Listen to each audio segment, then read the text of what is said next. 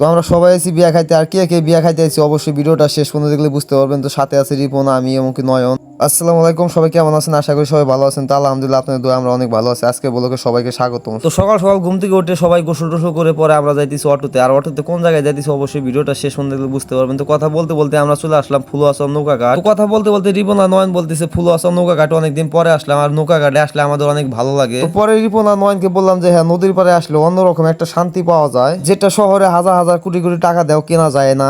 তো কথা বলতে বলতে আমাদের নৌকা ছাড়ার সময়, নৌকা ছাড়ার সময় আমাদের আকাশের অবস্থা খুবই খারাপ, তাই বৃষ্টি নামার সম্ভাবনাই বেশি রয়েছে। তো পরে নৌকাওয়ালা ভাইকে বললাম, ভাই আপনার নৌকায় কোনো কাগজ থাকলে অবশ্যই সবাইকে কাগজ দেন, নাহলে বৃষ্টিতে সবাই ভিজে যাবো। পরে নৌকাওয়ালা ভাইয়ের কাছে কাগজ আসলো, সবাইকে কাগজ দিল। পরে আমরা নৌকা ছাড়ার সময় হয়ে গেছে, তো নৌকাওয়ালা ভাই নৌকা ছেড়ে দিল।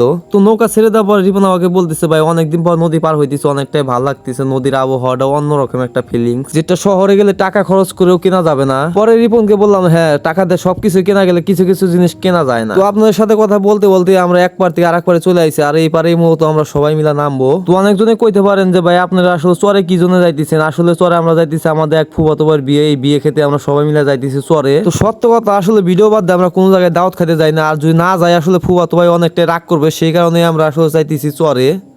তো আপনাদের সাথে কথা বলতে বলতে আমরা চলে আসছি গাড়ি, আর রিপনকে বললাম যে সাবধানে নামো, কারণ হলো যে নৌকা থেকে নামতে অনেকজন পিছলা পড়ে যায়। পরে রিপন নৌকা থেকে নামার পরে আমি নৌকা থেকে নামতেছি, আর ভাবতেছি যে বিয়ে বাড়িতে তাড়াতাড়ি গিয়ে খাওয়া দাওয়া করতে হবে, কারণ অনেকটা পর জার্নি করে আসলাম, আমাদের সবারই ক্ষুধা লেগে গেছে। তো বিয়ে বাড়িতে যাওয়ার পর অনেকটা কিলিবি আমার নেওয়া হয় না। পরে নয়ন আমাকে সরাসরি বলতেছে চলো ওই পাশে যাই, একটা কাঠের পুল আছে, ওই পুলে যাই আমরা কিছু ছবি টবি উঠে আসি। পরে নয়ন আর আমি চলে আসলাম কাঠের পুলে ছবি ওঠার জন্য। তো নয়নকে বলতেছে আর বাসায় যায় কি করবো, বরযাত্রী তো আসলে কাঠের পুলে উপর দিয়ে যাবো, আমরা এই জায়গায় থাকি, বরযাত্রী চলে আসবে। পরে কিছুক্ষণ অপেক্ষা করার পর বরযাত্রী চলে আসলো, পরে একসাথে আমরা সবাই মিলে যাইতেছি।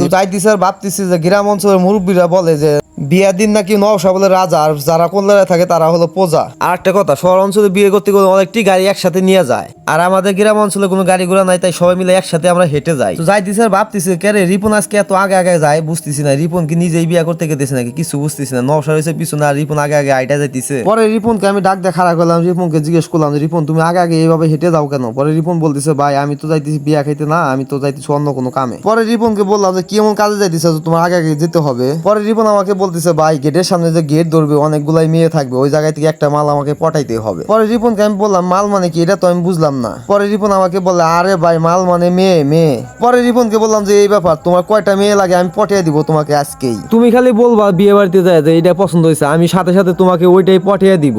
পরে রিপন আমাকে বলতেছে ভাই তুমি থাকতে তো আমার কোনো বর্ষাই নাই। পরে রিপনকে বললাম কিরে রিপন তুমি আমার এতে বর্ষা পাবো না? পরে রিপন আমাকে হাত ধরে বলতেছে ভাই মস্কাই করে যাই করে আজকে আমাকে একটা মেয়ে পটিয়ে দিতেই হবে। পরে রিপনকে আমি বললাম তুমি খালি মেয়ে পছন্দ করে আমাকে বলবা, মেয়ে রাজি না হলে মেয়ে মাইকে রাজি করাবো। তো আপনার সাথে কথা বলতে বলতে সরাসরি বিয়ে বাড়িতে চলে আসলাম। বিয়ে বাড়িতে চলে আসার পরে বিয়ে বাড়ির সামনে যে গেট হচ্ছে, তো গেটের জন্য নয়ন বলতেছে 10,000 টাকা দিয়ে দে আমার পক্ষ থেকে। তো নয়নকে পরে বললাম যে টাকা তো দেওয়া ব্যাপার না, কিন্তু টাকাটা তুমি আমার কাছে দাও, আমি দিয়ে দিছি। তো নয়নের সাথে কথা বলার পরে রিপন আমাকে বলতেছে ভাই আমার তো একটা মেয়ে পছন্দ হয়েছে, আমার হয়ে তুমি প্রস্তাব দিয়ে দাও। পরে রিপনকে আমি বললাম যে রিপন আমি তো মেয়ের প্রস্তাব দিতে পারবো না, কিন্তু আমি মেয়ে মায়ের প্রস্তাব দিতে পারবো। তো আপনার সাথে কথা বলতে বলতে একদম ব্লগের শেষ প্রান্তে, তো সবাই ভালো থাকেন, সুস্থ থাকেন, আল্লাহ হাফেজ। আর অবশ্যই আমার কথা কোনো ভুল হয়ে থাকলে সবাই ক্ষমা করে দিবেন। ভিডিওটা ভালো লাগলে অবশ্যই লাইক কমেন্ট শেয়ার করে দিবেন। ধন্যবাদ সবাইকে।